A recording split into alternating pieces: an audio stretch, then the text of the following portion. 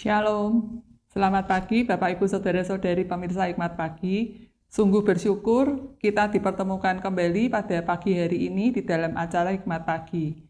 Mari sebelum kita memulai acara ini, kita persiapkan hati kita, mari kita berdoa.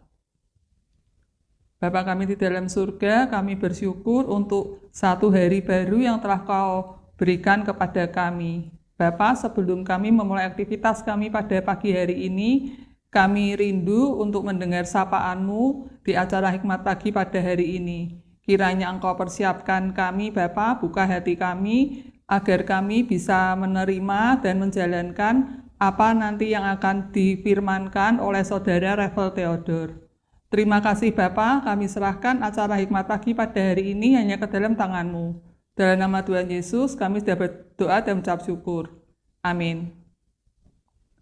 Hikmat Pagi pada hari ini, hari Rabu, tanggal 21 Januari 2026, mengambil tema mencerminkan kemuliaan Allah. Firman Tuhan akan dibawakan oleh Saudara Revel Theodor. Bacaan pada pagi hari ini diambil dari 2 Korintus pasal yang ketiga, ayatnya yang ke-18 yang berbunyi demikian.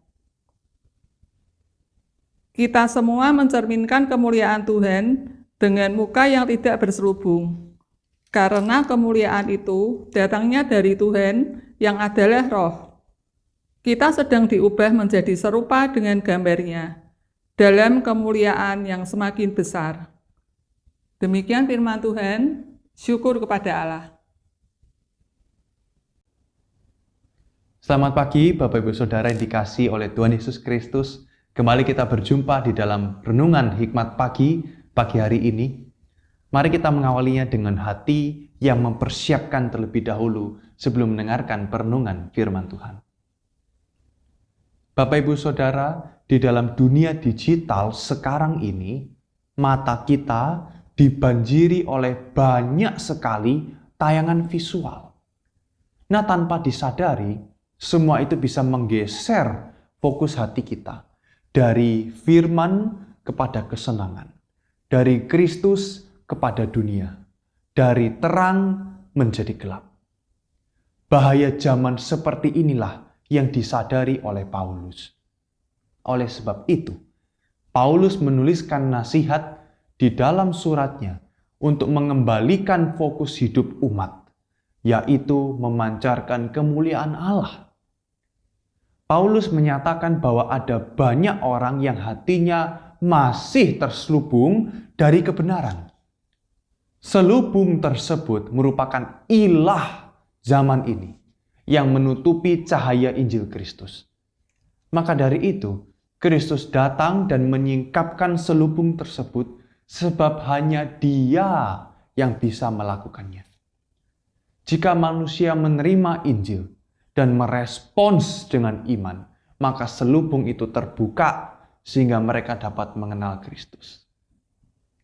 Pengenalan kepada Kristus membuat orang percaya mengerti dan menghidupi apa yang benar. Roh Kudus memproses mereka agar menjadi serupa dengan gambaran Kristus. Semua keindahan yang Allah berikan itu tidak ditujukan untuk dipendam sendiri. Allah mau agar mereka yang telah mengenalnya dapat menjadi cermin, reflektor dari kemuliaan wajah Kristus. Dengan demikian kemuliaan Allah dinyatakan, terang Kristus terpancar, dan semakin banyak orang yang dibawa kepada sang terang yang mulia itu. Firman Tuhan berlaku untuk segala zaman.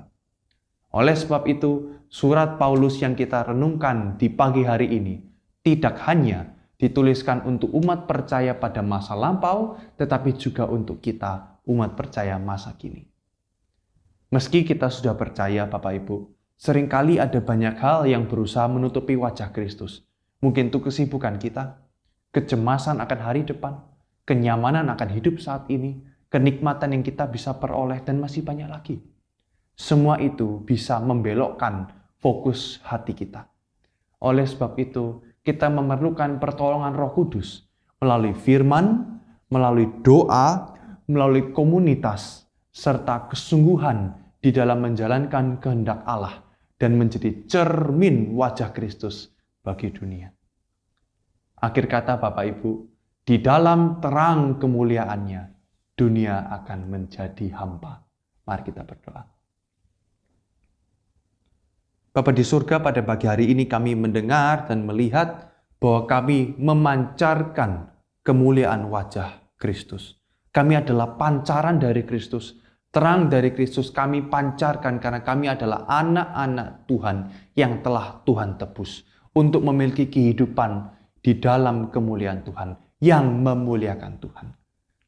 Bapa di surga, ampuni kami jikalau dalam hidup kami mungkin terlalu banyak hal yang memburamkan fokus kami, membelokkan fokus kami.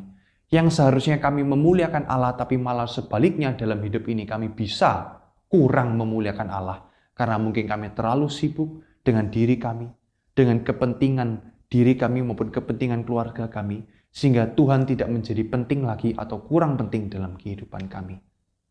Bapa, biarlah pada pagi hari ini firman atau renungan ini boleh menegur kami, boleh membangkitkan iman kami, agar kami menyadari apa yang penting yang kami harus lakukan di dalam hidup ini. Selain menyangkut dengan diri kami dan keluarga kami dan pekerjaan dan sekitar kami, yang penting dalam hidup ini, yang terutama dalam hidup ini adalah memuliakan Tuhan, menjadi pancaran kasih Tuhan bagi dunia.